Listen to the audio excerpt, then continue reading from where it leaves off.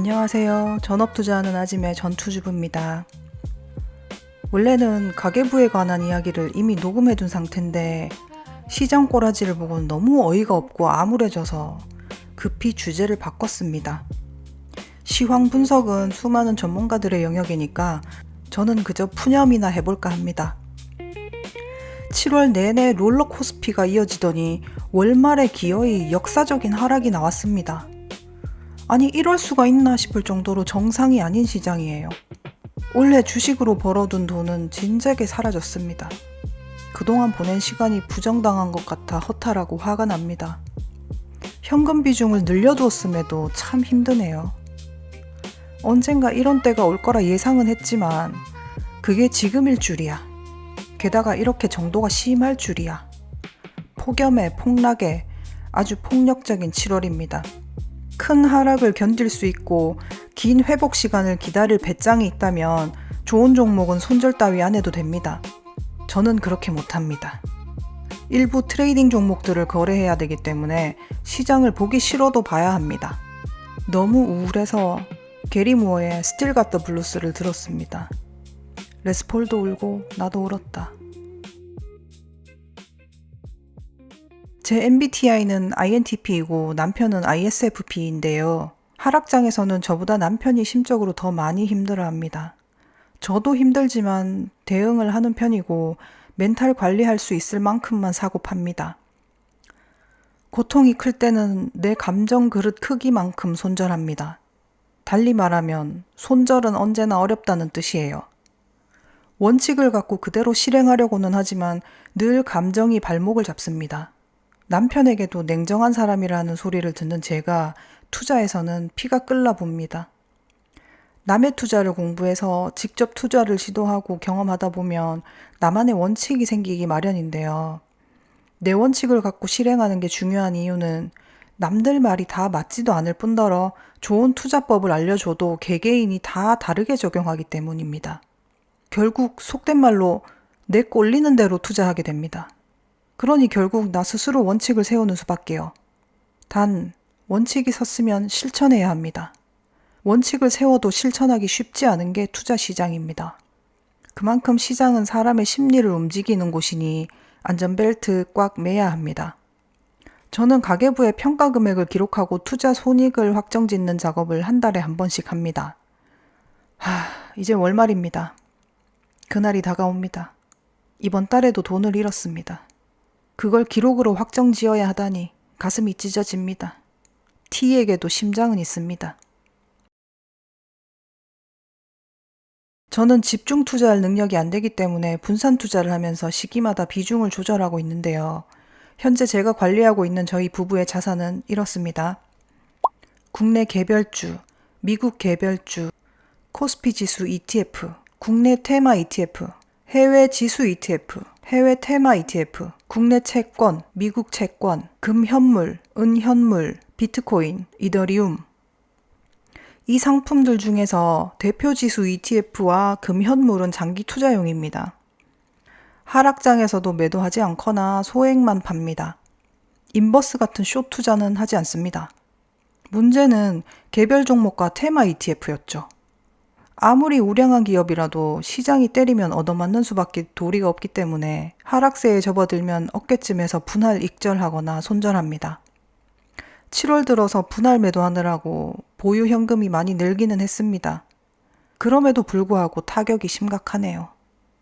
대응을 너무 소극적으로 했나 봐요.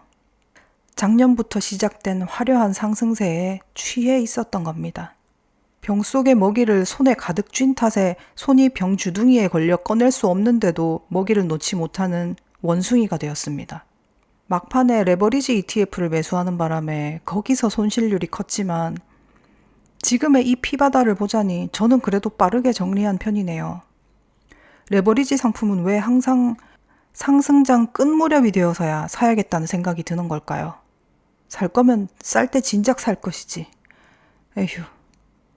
이 와중에도 그나마 다행이라고 생각되는 건 하나의 종목이나 상품에 올인하지 않았다는 것입니다. 이익이 사라진 건 속상하지만 손실이 이만해서 그나마 다행이다. 상승장에서는 조금 배가 아팠어요.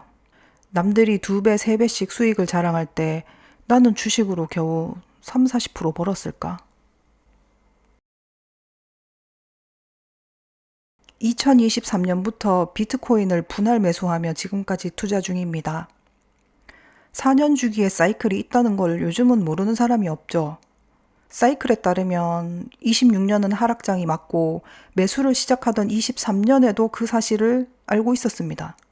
3년 상승 즐기고 1년 하락 때는 피신해 있어야지 라는 단순한 생각을 했습니다. 그리고 정말로 지금 사이클대로 흘러가고 있는데 왜 나는 제때 피신하지 못하고 하락을 그대로 때려 맞으며 강제 장투를 하고 있는 것인가? 비트코인이 주식보다 투자하기 쉽다는 멍청한 착각에 빠져있던 자가 치르는 대가인 것입니다. 투자를 지속하면서 분명 원칙이라는 게 생겼는데도 하락세가 시작된 걸 보면서도 왠지 아직 상승 사이클이 끝난 게 아닌 것 같은 근거 없는 예감에 사로잡혀서 원칙을 어기고 버텼던 것입니다. 어깨를 보고도 머리를 올려다보며 곧 다시 저기로 올라가겠지 하는 망상에 빠진 것입니다. 그런 망상 때문에 해서는 안 될 물타기를 했고 그간의 수익은 거의 다 물거품이 되었습니다. 이때의 교훈으로 저는 주식시장에서 원칙을 지키려 애쓰고 있습니다. 과욕이 참사를 부르지 않도록 무릎에 사서 어깨에 팔 것. 체슬리 투자자문 박세익 전무의 말이 너무나도 와닿는 시기입니다. 생선 대가리는 고양이에게 줘라. 전례 없던 상승장이 지나갔듯이 폭포수 같은 하락장도 언젠가는 끝이 납니다.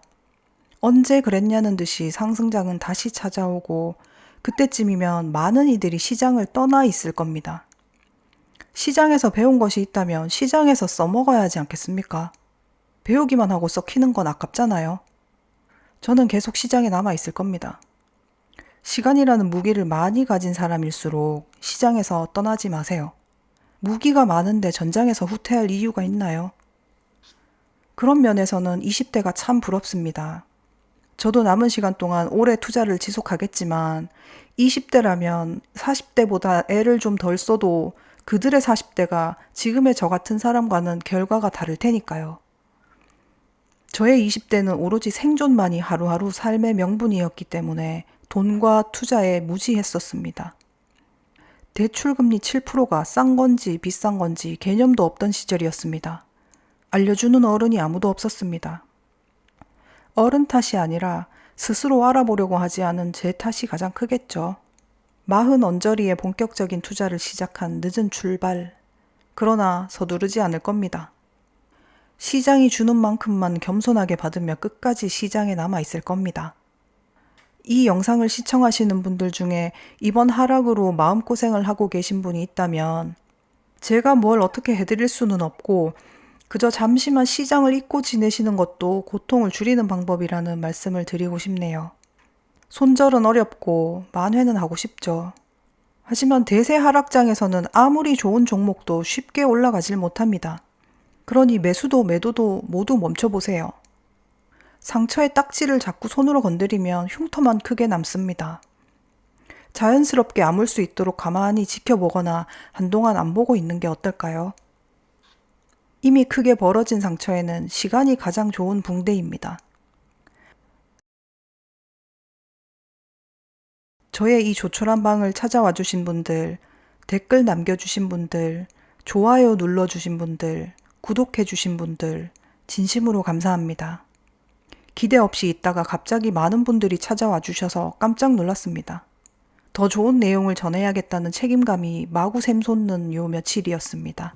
다시 한번 감사드립니다.